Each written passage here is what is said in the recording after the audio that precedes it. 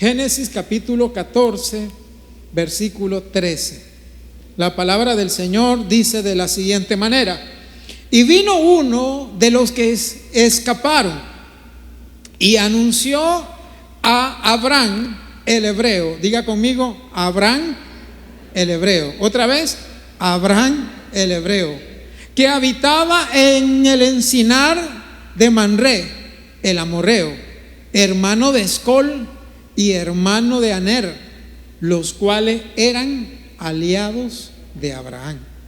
Oyó Abraham que su pariente estaba prisionero y armó a sus criados, los nacidos en casa, 318, y los siguió ¿hasta dónde? Hasta Dan. Los primeros capítulos de Génesis, los primeros 11 capítulos de Génesis, es Dios trató en los primeros capítulos de Génesis de tratar de abordar a la humanidad de manera general. Dios quiso tratar con toda la humanidad de manera general, pero la humanidad falló y falló a Dios. Y entonces Dios en dos ocasiones tiene que juzgar a la humanidad. Primero con el diluvio, y el segundo gran juicio de Dios es con la torre de Babel. Eso están en los primeros 11 capítulos de Génesis. En el capítulo 12, Dios trata y llama a Abraham para tener una relación personal con Abraham. Dios quería tener una relación personal, y Abraham le creyó al Señor y estableció esa cercanía con Dios y cambió su residencia, porque Dios lo llamó a Abraham a salir de Ur para ir tras la tierra de Canaán.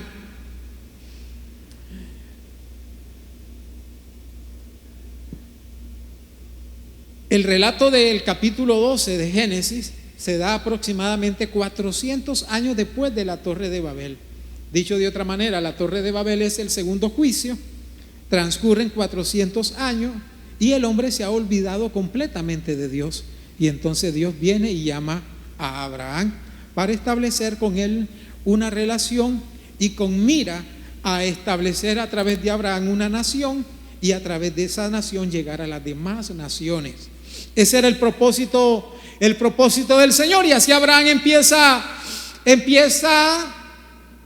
esa aventura de fe de salir hacia la tierra de Canaán, y se lleva a su papá, se lleva a su sobrino, aunque cuando usted lee Génesis dice Taret tomó a Abraham, o sea, da la impresión que el papá de Abraham el que le dijo vamos, no, pero en realidad es Abraham el que fue llamado, y Abraham influenció a su papá para poder emprender ese viaje. ¿Y por qué la Biblia menciona a Taret y no a Abraham? Porque obviamente Taret era el patriarca y por derecho de antigüedad merecía ser mencionado. Entonces Taret, que era el papá, muere y queda Abraham con su sobrino Lot. Su sobrino Abraham era el tío de Lot, y en cierto sentido se convirtió en su papá de crianza, se convirtió en su tutor, se convirtió en su mentor, en su cobertura, en su protección, hasta que llegó el punto en que habían crecido y habían prosperado tanto que los pastores de Lot y los pastores de Abraham tenían pleito por el pasto, era mucho ganado. Y entonces entre los pastores de ellos empezó a haber pleito por el pasto, y Abraham vio que eso podría terminar en un problema mayor. Entonces Abraham le dice a Lot: escoge, mira la tierra y escoge. Si tú vas hacia el norte, yo iré hacia el sur. Si tú vas al oeste, yo iré al este. Y entonces Lot escogió con mira a ir a Sodoma y Gomorra, y emprendió su camino y se separa de Abraham. Y el relato siguiente, después de haberse separado de Abraham, es que Lot es llevado cautivo. El capítulo 14 básicamente nos narra, que es el capítulo que leímos, cómo Lot y su familia fueron llevados cautivos.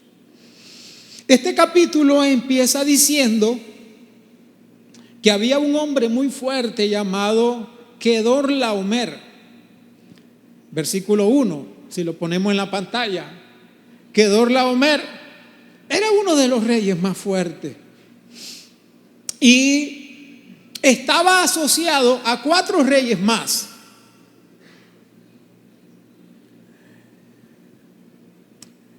Y él, Kedorlaomer, sometía a 5 reinos.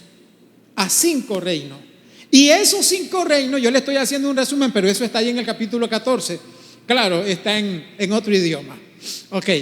Entonces, esos 5 reyes se rebelaron y dijeron: ya no le vamos a pagar impuestos a Kedorlaomer. Porque cuando un rey invadía y tomaba cautivo a un pueblo, ese pueblo quedaba pagando tributo. Y entonces ellos, dice el capítulo 14, que por 12 años habían pagado tributo a Kedorlaomer, hasta que dijeron: ya no. Y entonces 5 reyes se pusieron de acuerdo y dicen: ya no le vamos a pagar tributo a Kedorlaomer. Y se rebelaron. Entonces viene, que eso está en el versículo 2, Kedorlaomer en el versículo 1, que tiene 3 aliados más, y con él 4, va y le cae encima por rebelde y se lleva cautivo a un montón de gente. Ok, no quieren pagar impuestos, entonces van a conocer mi mano dura, y van y le caen encima y se llevan a un montón de gente de las principales ciudades. Entre esos se llevan a Lot, sobrino de Abraham. Y le llegan a decir a Abraham, uno de los tantos que escaparon, le llega a decir a Abraham: tu sobrino fue llevado cautivo. Entonces Abraham toma a sus aliados. Abraham también tenía aliados. El versículo menciona a 3 aliados, el versículo que leímos, 3 aliados de Abraham, y a 318 soldados, y se va tras Lot para libertarlo. Esto no pareciera tan insignificante, tan importante, pero lo es. ¿Por qué? Porque Abraham se había separado de su sobrino para evitar problemas. Y ahora le dicen: tu sobrino fue llevado cautivo.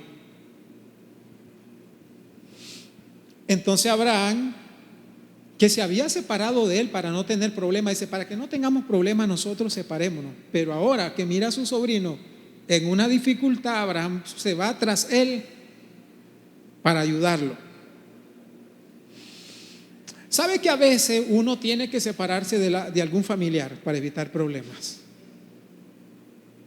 Se lo repito, a veces uno se tiene que separar de algún familiar para evitar problemas. Pero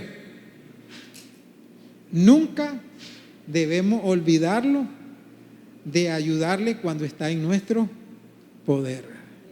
¿Me explico? A veces como, ok, mejor de larguito, porque si permanecemos juntos vamos a tener problemas, vamos a chocar. Y entonces mantenemos un límite y mantenemos una distancia con ese familiar. Pero eso no significa que usted se va a olvidar. ¿Aló?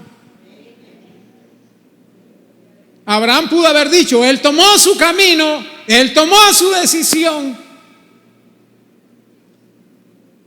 que le vaya como le vaya. Ahora, Abraham estaba poniendo en riesgo su vida, porque los 4 reinos que invadieron, derrotaron a 5 reinos. ¿Quiere que leamos? Es que los nombres pareciera como que estoy hablando en otro idioma, pero por favor pongamos el versículo 1 y el versículo 2, solamente para descodificarle un poco esto. Versículo 1. Aconteció en los días de Anrafel, rey de Sinar, Arioc, rey de Elazar, Kedorlaomer, rey de Elán, y Tildal, rey de Goim. Ahí hay 4 reyes, ¿ok? Que estos hicieron guerra contra Bera, primero, rey de Sodoma, contra Birsa, segundo, rey de Gomorra, contra Sinab, rey de Adma, tercero, ¿verdad? Contra Semeber, rey de Seboín, y contra el rey de Bela, el cual es Zoar. Ahí hay 5 reyes. Y aquellos 4 habían desbaratado a estos 5 reinos. Y entonces Abraham, que no era un reino, no era una ciudad, Abraham, ¿qué era? Una familia. Se fue contra esos 5 monstruos para defender a su sobrino. Aló.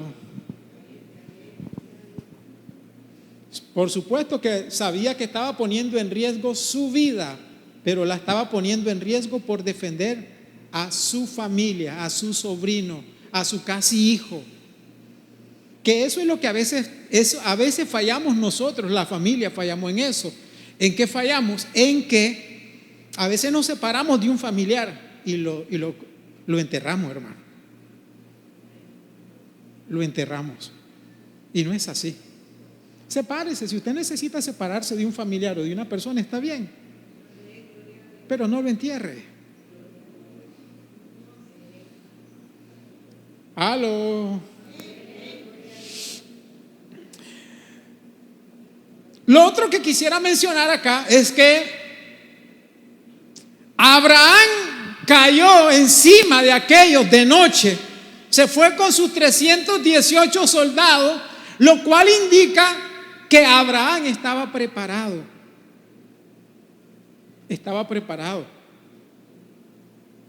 Y con 3 aliados más, y les cayó de noche y los derrotó. Y se trajo a Abraham, se trajo a su sobrino Lot, y no solamente a su sobrino, se trajo a toda la gente que ellos se habían llevado cautiva, entre eso a un montón de gente de Sodoma, pero los libertó. ¿Qué le quiere decir eso? Que Abraham había actuado como un buen estratega militar y que tenía capacidad militar para defenderse. ¿O usted cree que uno va ante esos 5 reyes con sus batallones y todo? Uno llega sin la más mínima experiencia, sin la más mínima preparación. Lo cual, ahora, recuerden que en aquel tiempo era lo más común. Los conflictos bélicos era lo más común. Lo cual nos hace suponer que Abraham estaba preparado, porque en cualquier momento suscitaba un problema, surgía un conflicto, y Abraham tenía a su gente entrenada, los armó.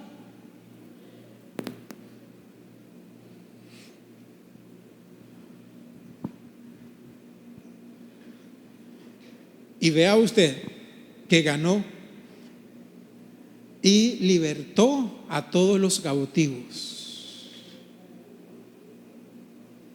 ¿Sabe? Abraham pudo haber pensado: si yo derroté a estos 5 reinos, si yo los derroté, bien puedo seguir conquistando y conquistar Canaán a punto de armas. Pero Abraham sabía que Canaán Dios se la iba a dar por la fe, y que él no debía conquistar Canaán por la fuerza humana. No sé si me explico. Pudo haber dicho después de aquella experiencia: somos fuertes, somos poderosos, voy a armar mi batallón, voy a armar mi imperio, voy a armar mi reino y yo voy a ser el rey. Pero él sabía que Dios no lo estaba llamando a ser rey, lo estaba llamando a ser padre de multitudes y de bendecir a otras naciones. Y pudo haber dicho: vine tras esta tierra por la fe pensando en Dios, pero ahora yo la voy a tomar por la fuerza. Hermanos, las promesas que Dios nos ha dado no se toman por la fuerza. Se espera el momento en que en su bondad Dios las entregue. ¿Aló? No podemos conquistar las promesas del Señor por nuestra fuerza. Por supuesto, Abraham después falló, en otra área de su vida falló. Cuando en su fuerza quiso ayudarle al Señor, dice: nunca vino el hijo de la promesa, entonces yo voy a hacer mi esfuerzo humano. Y se acostó con la egipcia.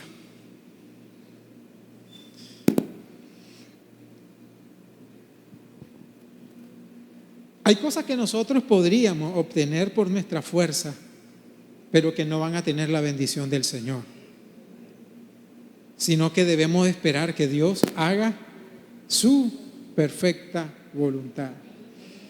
Fíjense que cuando nosotros adquirimos acá, nosotros estábamos aplicando a un préstamo para comprar aquí, y estábamos aplicando al banco para un préstamo hipotecario. Y habíamos hecho toditas las gestiones. Y estábamos pidiendo $100,000, que el banco nos prestara $100,000. Y eso, pues obviamente hay que pagar un desembolso inicial y luego todos los intereses, ¿verdad? Pero una noche, recuerdo que el funcionario del banco, nos escribíamos por correo con copia a todos. Y una vez me dice él: Pastor Manuel, le prestamos 60, no por los ingresos de la iglesia y por su ahorro. Sus ahorros son muy pocos y los ingresos de la iglesia tampoco ayudan. Le podemos prestar 60, no los 100 que usted pide. Entonces yo apelando: considere esto y lo otro. Pero una noche me quedé orando hasta las 2 de la mañana. Yo normalmente no soy de orar a esa hora. O sea, mis oraciones son de en la mañana. Yo me levanto 4 de la mañana, 3 de la mañana. Me levanto, no es que me quedo orando hasta las 3, no. La noche para mí es para dormir rico. Entonces, pero esa noche me puse a orar como a las 11 de la noche y se me hicieron casi las 2. De esos milagros que ocurren cada vez que hay un eclipse, ¿verdad? Y yo recuerdo que derramé mi corazón delante del Señor y le digo esa noche: Señor, no quiero abrir la puerta a patada, quiero que tú abras la puerta. Si es tuyo, abre la puerta; si no es tuyo, ciérrala. Y lloré. Yo no soy de llorar, pero esa vez lloré. Pasó, me levanté al día siguiente en la mañana y como al mediodía casi me entró un correo del funcionario y me dice: Pastor, usted tiene hasta hoy para decidir. Toma los 60, que es lo que nosotros le podemos dar. Toma los 60 o se espera dentro de un año que tal vez los ingresos de la iglesia hayan mejorado y que los ahorros de la iglesia hayan mejorado, y dentro de un año o año y medio usted puede volver a aplicar. Y entonces, como yo ya le había orado al Señor, yo le dije al Señor, al del banco, le digo: me dice, si no, cerramos el expediente, ciérrelo. Gracias, toda la diplomacia necesaria, cierre el expediente, no vamos a tomar los 60. Y vine donde la señora de acá y le dije: tome, aquí tiene el avalúo original. Ella estaba enterada de todo, pero le dije: usted está enterada de todo, pero no vamos a tomar el préstamo. Gracias, no fue mi intención hacerla perder el tiempo. 3 días después, esa señora nos mandó a llamar y dice: consígame 30,000 y el resto me lo va a pagar en abonos sin intereses. Y así fue la historia de esta propiedad. A veces uno podría lograr algunas cosas o conquistar algunas cosas en nuestras propias fuerzas, pero hay que esperar la bondad del Señor y esperar que Él nos entregue la tierra que nos ha prometido. La promesa que Dios tiene para usted.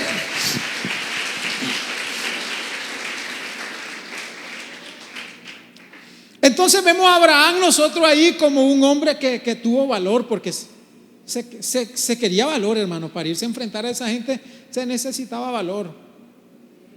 Los líderes o la gente que le creen a Dios necesita valor, hermano. Necesita valor.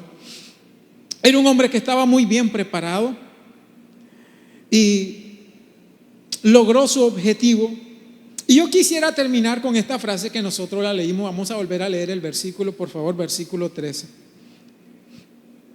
Versículo 13. Vino uno de los que escaparon y lo anunció a Abraham el hebreo.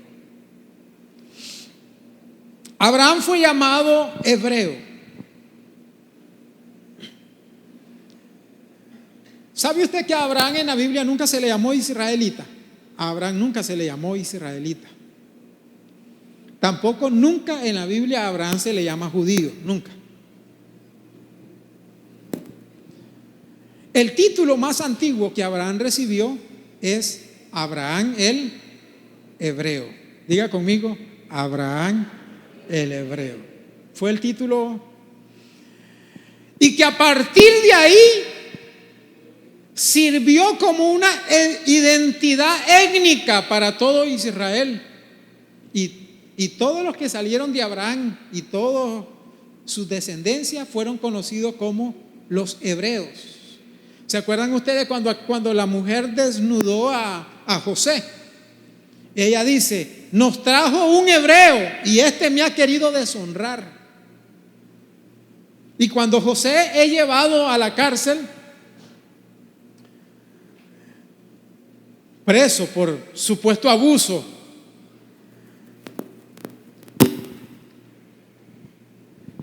coincide con el panadero y con el copero. Y entonces le dice el copero: tuve un sueño, le dice a José, tuve un sueño. Y le cuenta el sueño. Y José le dice: te lo voy a interpretar, se lo estoy traduciendo, te lo voy a interpretar. Lo que tu sueño significa, le dice, que dentro de 3 días estarás de nuevo ante el rey y le vas a servir la copa. Porque el panadero y el copero habían hecho algo que había indignado al rey y los mandó a la cárcel. Y entonces Abraham le dice: tu sueño significa que dentro de tantos días vas a estar delante del rey y le vas a servir nuevamente la copa. Y entonces le dice el panadero, al escuchar aquella interpretación positiva, le dice el panadero: yo tuve uno también. Pensó que le iba a ir bien. Y le cuenta el sueño a José y le dice: José, dentro de 3 días el rey te cortará la cabeza. Y así fue. El copero fue llamado para estar nuevamente delante del rey, y ese mismo día mataron al panadero. Pero Abraham le dice al copero: cuando estés delante del rey, le dice José, le dice al copero: cuando estés delante del rey, acuérdate de mí, porque yo fui robado de la tierra de los hebreos. Desde que Abraham fue llamado el hebreo, desde ahí sirvió como una identidad étnica para todos sus hijos, para sus nietos, para su descendencia, para su familia. Por supuesto que en aquel tiempo habían otros semitas, porque todos los semitas fueron llamados hebreos. Cuando hablo de semitas me refiero a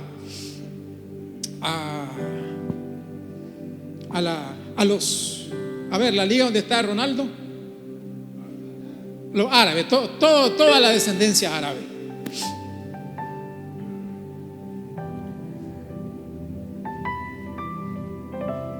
Abraham fue conocido como el hebreo. ¿Y qué significa hebreo? Hebreo viene de la raíz ibri,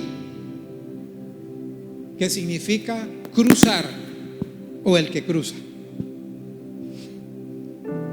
Diga conmigo, cruzar o el que cruza. Entonces, siempre que Abraham escuchaba el hebreo, le estaban diciendo el que cruza. ¿Y por qué significaba eso? La mayoría de los biblistas creen que es el significado más apropiado para Abraham, porque Dios le dice: sal de Ur y vete a la tierra que te voy a mostrar. Y el escritor del libro de Hebreos dice que Abraham salió de Ur de los caldeos donde vivía y salió a buscar la tierra prometida sin saber dónde quedaba.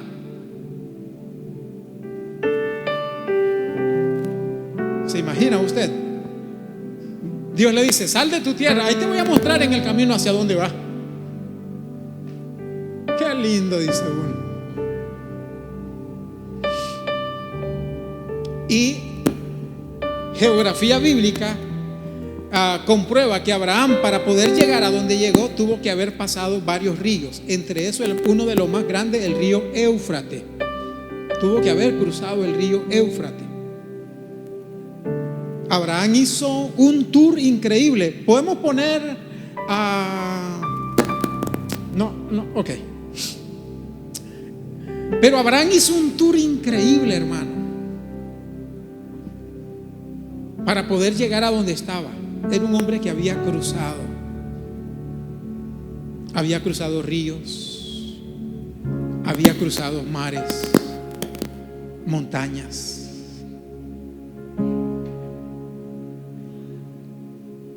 Eso es fe, hermano. Eso es fe.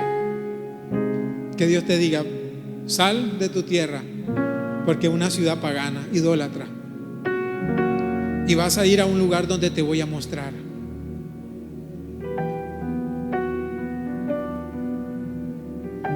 Nosotros pediríamos un montón de garantías, ¿verdad? Para poder hacer un viaje tendríamos que pedir un montón de garantías. Abraham fue un verdadero hebreo que cruzó, le creyó a Dios, tomó riesgo. Los verdaderos hebreos son aquellos que toman riesgos, son gente que cruzan, son gente que no se quedan en el lugar del pasado, sino que van por un futuro deseado, por un futuro prometido. El hebreo está dispuesto a correr riesgo para poder cumplir el mandato del Señor, para poder llegar a donde Dios lo quiere. Y después de ahí, toda la historia de Israel fue una historia de cruzar, de hebreos. ¿Sabe usted que cuando Dios sacó a Israel de la esclavitud en Egipto para llegar a la tierra prometida, tuvieron que cruzar tres grandes obstáculos? ¿Cuáles fueron los tres grandes obstáculos que tuvo que pasar Israel? Primero, cruzar el desierto. Cruzaron el desierto. Después tuvieron que cruzar el mar. Y después tuvieron que cruzar el Jordán. La vida de Israel como hebreo ha sido una vida de cruzar. Y en la vida espiritual hay que cruzar. Y a veces hay que cruzar el desierto, a veces hay que cruzar el mar, a veces hay que cruzar el Jordán. El desierto para Israel no fue pensado para que se convirtiera en su sepulcro. El desierto nada más era para celebrar al Señor. Dios le dice: ve al desierto a hacerme fiesta.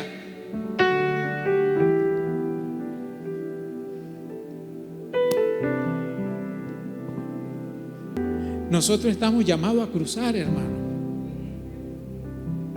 a cruzar los límites, los obstáculos, a cruzar el Jordán, a cruzar el desierto. No se quede donde está.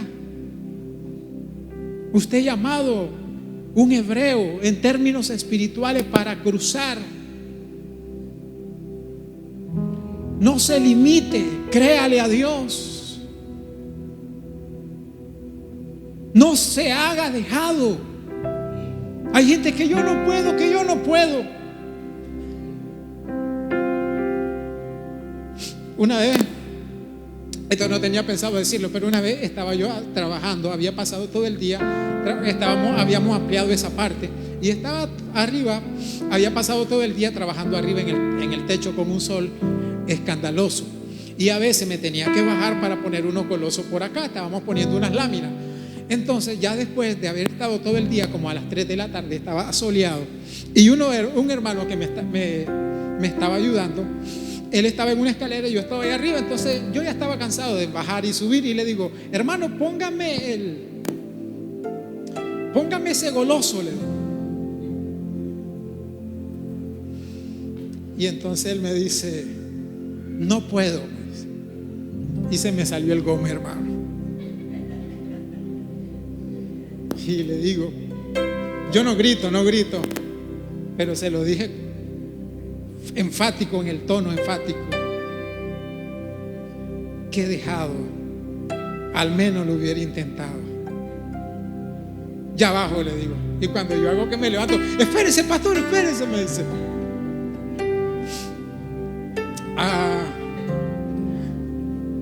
Voy a intentarlo, me dice. Es que nunca he tomado un taladro, me dice. Y le paso el taladro, hermano, y lo puso de la manera más fácil, como que si era un maestro. Ese hermano hasta el día de hoy me dice: pastor, ¿se acuerda? Al menos lo hubiera intentado, me dice.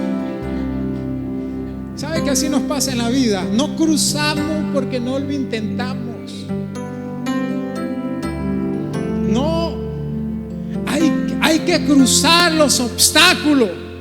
Hay gente que se queda en la pobreza porque no quieren cruzar. Se han abrazado la pobreza.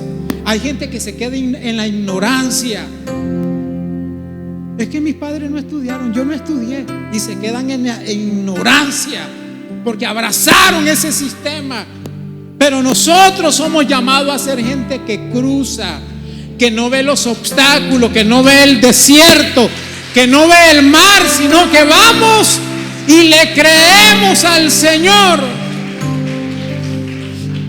Y voy a terminar con este versículo, por favor. Jeremías 48:11. Si me lo pone, por favor. Nueva versión internacional, tal vez pongamos la nueva versión internacional. Jeremías 48:11.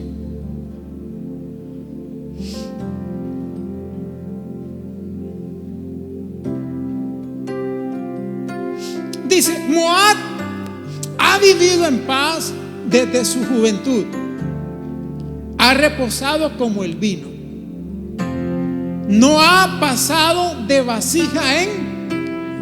¿No ha pasado de qué? De vasija en vasija. Ni ha ido jamás, ¿a dónde? Al exilio. Por eso conserva su sabor y no pierde su aroma. La uva, el jugo de uva se hacía y se tenían que parar en él, en los viñedos. Y se agarraba y se metía en una vasija y permanecía en una vasija. Y después de un tiempo tenían que cambiar ese vino, lo tenían que cambiar de vasija. Los biblistas dicen que cuando no se hacía ese cambio de vasija, el vino, aunque mantenía su aroma, era un vino inferior. Y todos los biblistas están de acuerdo que este no es un halago, no es un elogio, que este es un reclamo de Dios para Moab. Porque en el versículo siguiente Dios dice: nunca fue vertido en una vasija, yo lo voy a vertir y lo voy a disciplinar. Moab representa a aquella gente que no cruza, que se queda en el mismo lugar, no va al exilio, se queda en el mismo lugar, se queda en su zona de confort. No corren riesgo. Aquí lo viejo conocido es mejor que lo nuevo. Y se queda ahí cómodo.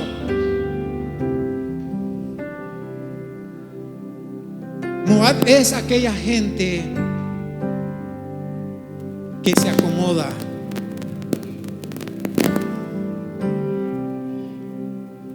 ¿Saben ustedes que Moab fue quitado de la faz de la tierra? Fue quitado de la faz de la tierra.